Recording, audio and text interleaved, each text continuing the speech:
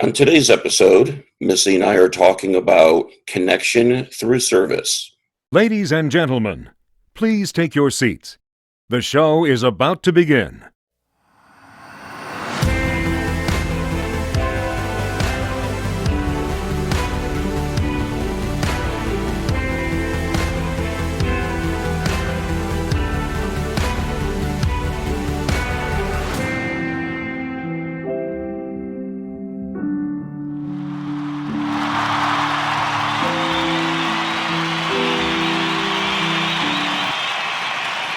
Welcome, everyone, to another episode of On Finding Peace. I'm Chris, here with my co-host Missy, and this is the podcast where we talk about practical tips and ways that we can find our inner peace and happiness in our daily lives. So today we're talking about connection through service, and we will jump into this topic. So, how is life, Missy? What's been happening? Well, it's been definitely different than normal. I'm a homebody normally, so this is really not a problem for me. And at the same time, I realize that a lot of people are probably struggling without, the social interaction. And so I think that it's important that we talk about this so we can help people, find other ways to connect so that it doesn't lead to things like sadness and depression and loneliness.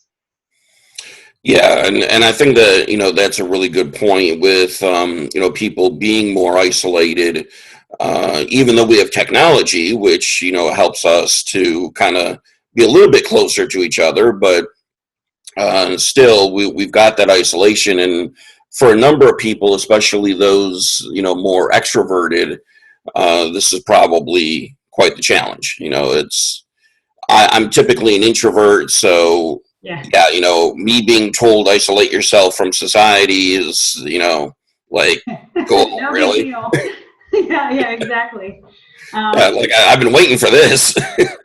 And some of the things that I do for the people, the clients that I represent in my marketing company as well, we're face to face with a lot of people. We're stopping by businesses and advertising products and services. So it's, it's finding a new way to market. And I think that for the business people, that this definitely could be a good opportunity to think of not what's going to happen to me, but what can I do for you? And I was taught that people listen with a what's in it for me mentality. And when you have that mentality speaking to somebody, then they're more apt to go, you know what, wow, that's a great idea. If they're looking to help me, maybe I can help them. How can I help you? And then we have a reciprocity that's going between us to make sure that everybody flourishes and it's a win-win. Right. And I think that's one of the ways that we can look at, that service is, how do we do that win-win? Yeah. That not everyone, and I don't think even every interaction necessarily needs to be altruistic. So there's really no big reason why we can't do a win-win, where we can make things work and get creative. Because I think that's one of the keys to all of this is what is our creativity in helping us to get outside of this isolation, even if it's not physically. Absolutely. I mean, what's trying to emerge, right? Because we tend to have a me mentality, and it's very masculine in the let's get it done. What do we have to do? Let's get it done. So we're checking off tasks lists, we're reaching goals, and now we get to stop and look at things a little bit differently, exactly like you said. What can we do to be creative? How can we make this work? We're asking different kinds of questions rather than get it done. We're looking at, what can we do to support, yes, still getting it done, but we get to be a little bit more creative in the process instead of this is the way we've always done it, so we're going to keep doing it this way. Now we get to look at it as, what do I get to create around this? Exactly. And I think it's learning some of these new ways of thinking. And as you say, we need to change that notion that, doing is the end all.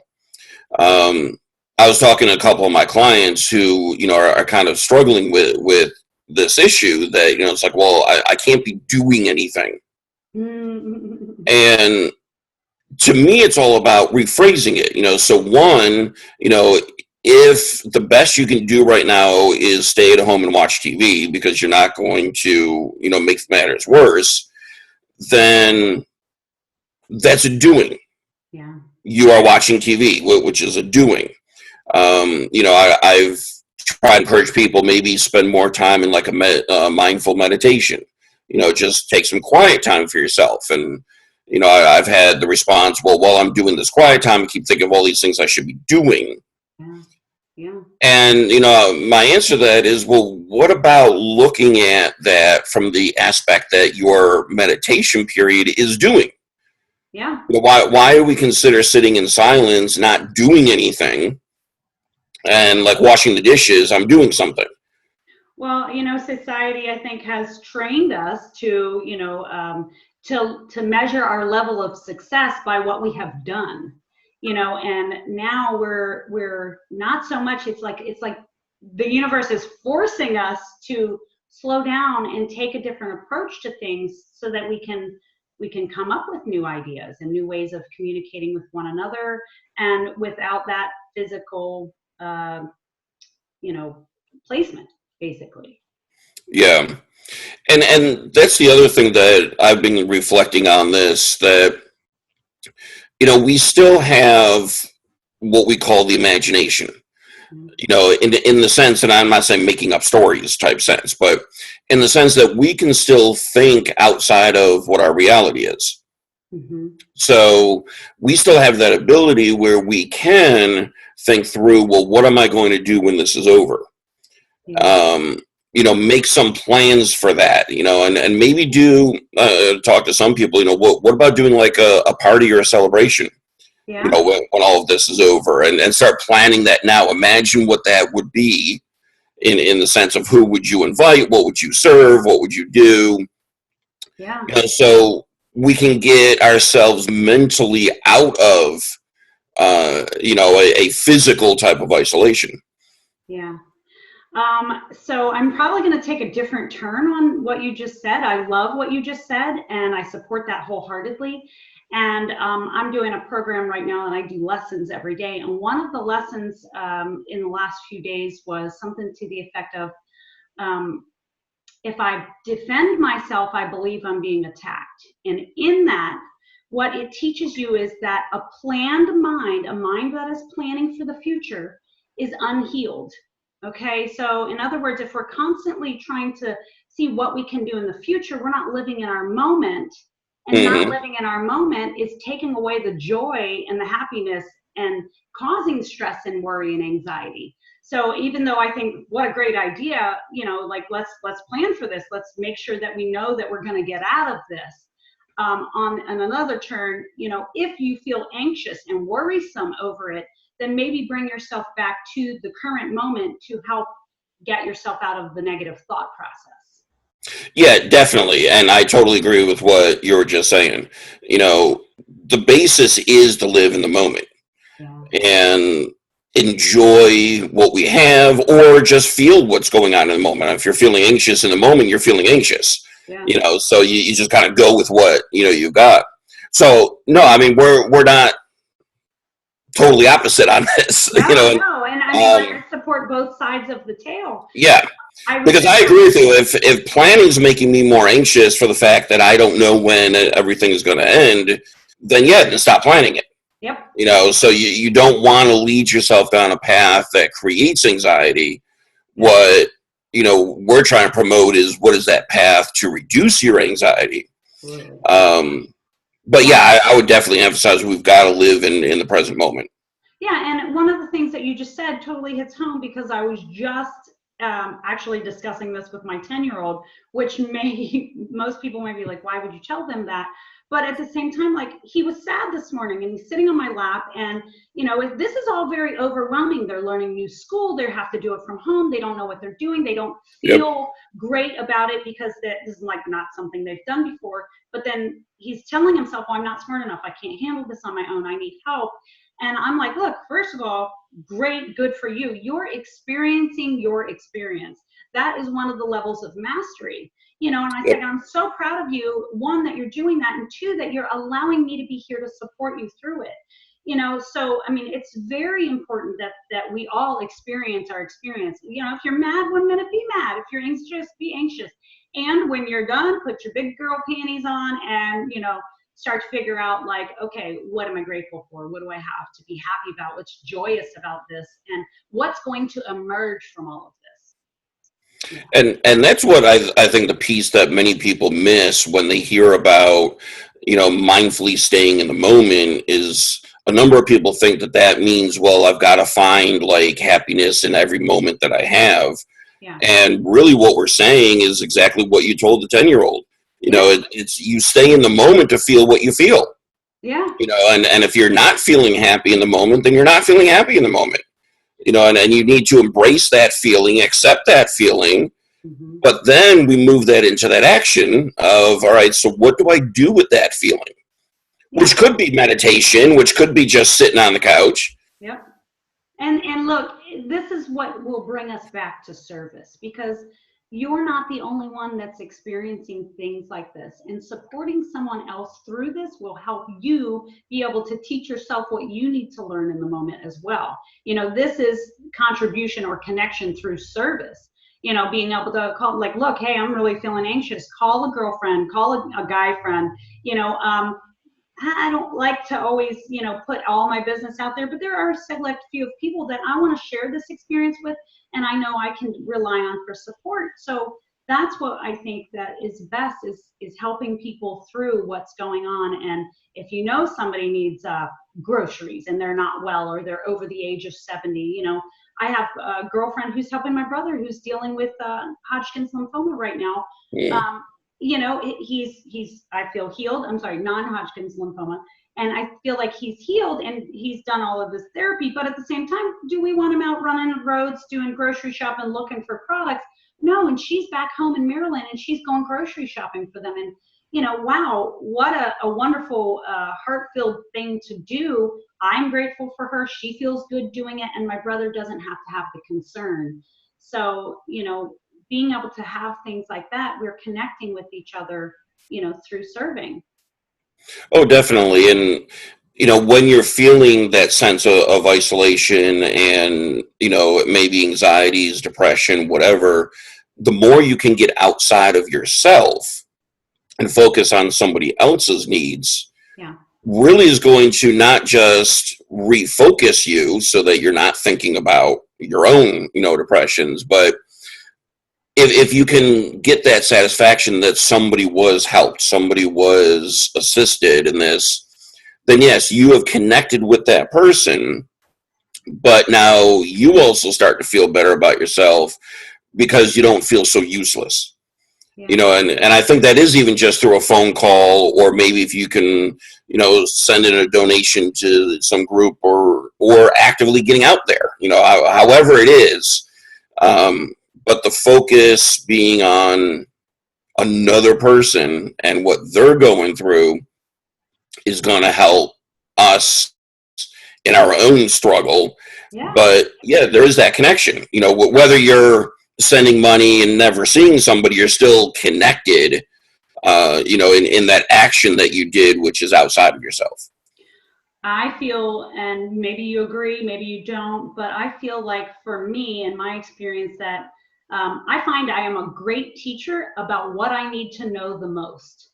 And it really does open up me as a channel to be able to let God's love flow through me to somebody else and learn at the same time, similar to what you just said. Yep. And, we're channels. That's what we are. We're here to help ferry each other through all of these experiences. And, think about that. If you're teaching somebody, people are constantly coming to you with, I have this problem, or can you help me through that? This is your opportunity to learn not only from them, but from yourself on, as you allow that message to come through you. Yeah, no, most definitely. And it's, using our gifts and talents and skills that take us outside of self. And one of the things that I try to always stress that, mindfulness is not a selfish practice. No. Even though we talk a lot about, learning about yourself and, what are you feeling and your meditation, people can get that wrong notion that it's self-centered, therefore selfish. Yeah. Not at all. It's that going inward to find what my gifts, talents, and all of that are, so that I can then go outward with that. If I can find a happiness and an inner peace, then I can spread that to others. This isn't just for me to hold on to and keep. Yeah. And, this is common humanity.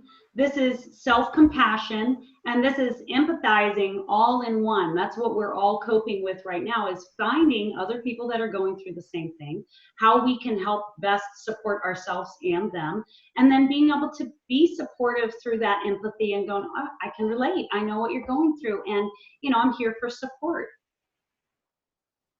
So, when we start doing all of that, that is where, even if we're physically isolated, we're still connected. Yeah, and that could bring us to a listener challenge of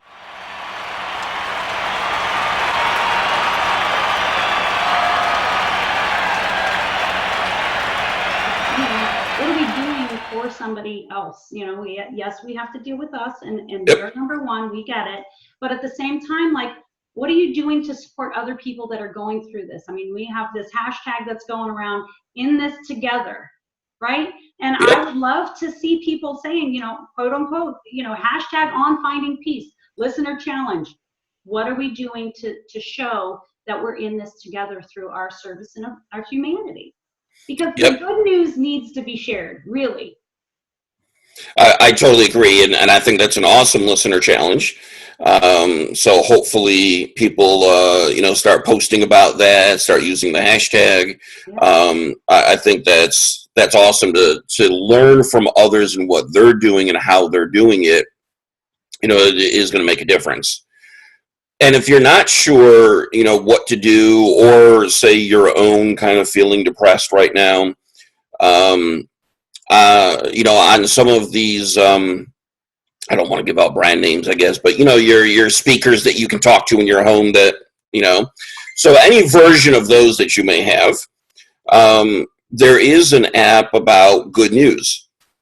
Nice. So just ask your speaker of choice, to share some good news, and actually they will give you news stories of positive things and people helping other people, which could either give you some ideas and can help you to maybe even feel better that, it's not all negative, out there. One more thing I think before we wrap up, I think I'd like to share is that I think a lot of the times that we're feeling down, we're in our heads. And, coming into your heart and leading with love is the most important thing that we can do right now, to connect with each other, to be there for one another, and, just to share a little bit of the good stuff that we actually get for free in this life, which exactly, so that's pretty much my final thought.